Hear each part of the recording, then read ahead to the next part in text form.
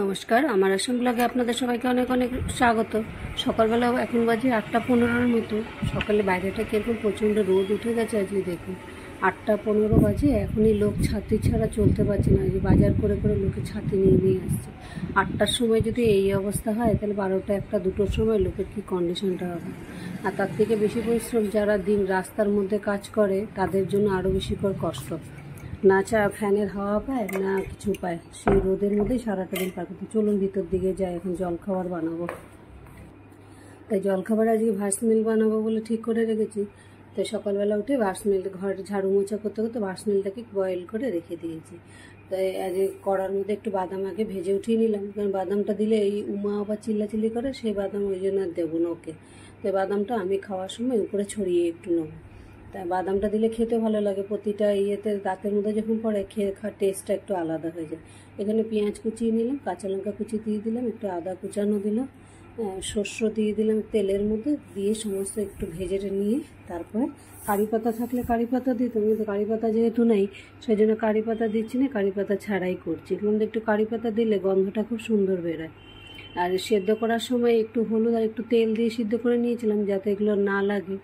এটা তো আর বেশিক্ষণ বয়েল করতে হয় না, 2-1 মিনিট একটা বার ফুটে উঠলেই নামিয়ে ফেললে হয়ে যায়।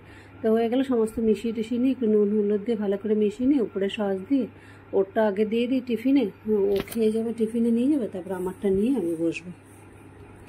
তাই হয়ে গেল, ওকে দিয়ে দিলাম, আমারটা বেড়ে নিলাম। এখন আমারগুলো রেডি করে নিই, আমারও বেড়ে নিলাম, নিয়ে এখানে ওটসও নিয়ে নিলাম। নিয়ে আমি খেয়ে দিয়ে এসে, রান্নার তো সেরকম একটা ঝামেলা নেই, কালকের এঁচোড়ের তরকারি আছে, আজকে আর রান্না কিছু করবো না। সেই জন্য এঁচোড়ের তরকারিটাকে শেষ করতে হবে, কারণ নিরামিষ করলে তখন আর এগুলো আরও পড়ে বাসি হবে।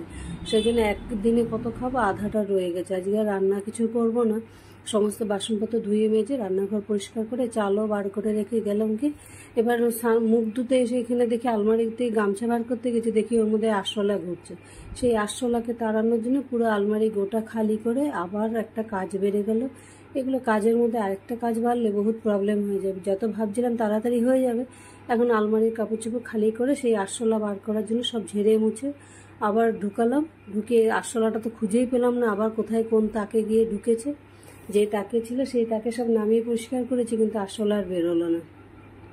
এই ছোটোখাটো কাপড় চোপড় এগুলো সমস্ত রোজকার পরার কাপড় চোপড় এই কাচের আলমারিটার মধ্যেই থাকে আমার। সব আবার ঠিক মতো করে গুছিয়ে নিয়ে তবে স্নান টান করে এসে একেবারে খাওয়া দাওয়া করে রোজকারের মতো বেরিয়ে পড়বো। তো হয়ে গেছে, আজ খাওয়া দাওয়ার তো সেরকম কিছু না, একটু দই নিয়ে নিলাম।